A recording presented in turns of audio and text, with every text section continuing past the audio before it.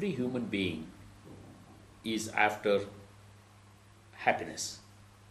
Happiness is something that everyone is searching for. The irony is that everybody is searching for happiness in the world outside. But do you think the plurality in the world outside gives us the happiness that we are seeking for? If the objects in the world outside were to give us happiness, then they should give us happiness for eternity. But is that true? What may be giving happiness to me today need not give the same happiness in the future. A practical thing that all of us must have gone through is, as a child, the child would be attracted to the toys. The child would not leave the toys even when it goes to sleep. But when the child grows, after 2, 3, 4 years, the very same toy it is not attracted to. Similarly, even the grown-up ones, we think that the objects in the world outside give us happiness. This is something that we need to look at it very carefully. Then we need to understand what happiness is. What is the definition for happiness? How do you define happiness? These two things are very important. When you are happy, what are you? Now, then to achieve that state, is there anything other than the objects in the world outside? It is true, definitely, the objects in the world outside does give us happiness, but it is not a lasting happiness. It is there for some time, and then it starts to diminish, and then we are after something else to get happiness again. But whenever we are happy for whatever we achieve in the world outside, what is the state of mind? The state of mind is, it's a calm state of mind. And this mind is subjective, but we are looking for happiness in the objective world. When the subjective mind is calm, that means which is within our own selves, and we are looking for that calmness of the mind from the objects in the world outside. If this is clearly understood, then we can look for other ways and means of calming down the mind, which is nothing but an expression of happiness. Happiness is expression. Therefore, as we saw in one of our earlier chapters, that calmness of the mind can come through proper breathing, meditation.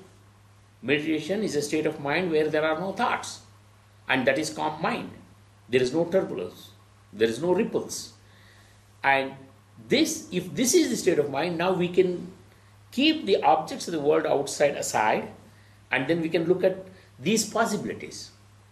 I am not saying for one moment that you should shun the objects in the world outside or the materialistic achievements. I am not saying that. But all I am saying is not to be totally dependent on the objects in the world outside for our subjective happiness. That can also you can achieve, and you may achieve, you may not achieve, but your happiness need not be disturbed by that achievement or not. So when you look at that, if happiness is a state of mind, that too not just a state of mind, it's a calm state of mind. A disturbed state of mind cannot give us happiness. When the mind is disturbed, when the mind is troubled, and when the mind is agitated, there is no happiness. Therefore, a calm mind, which is in every one of us, and that state if we can achieve, now that is happiness. We need not be dependent on the objects in the world outside. One example we can take, a street dog, if you have noticed, holding on to a bone a dry piece of bone, no meat whatsoever on that. But still, the dog wouldn't leave that. It is holding on to it. Why?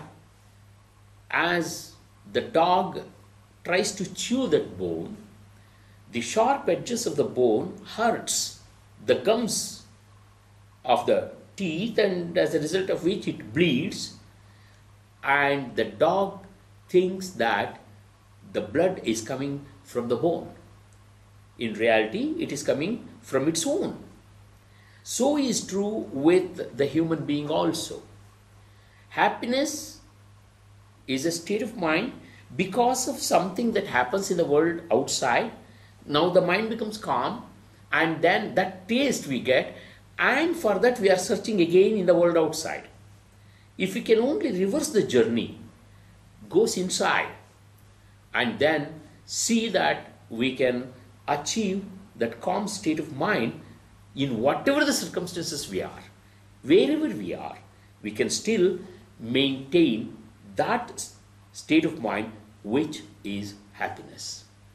Happiness is a very important to illustrate with an example how the objects in the world outside do not give us happiness for a long time. Is, let us say you want to build a home.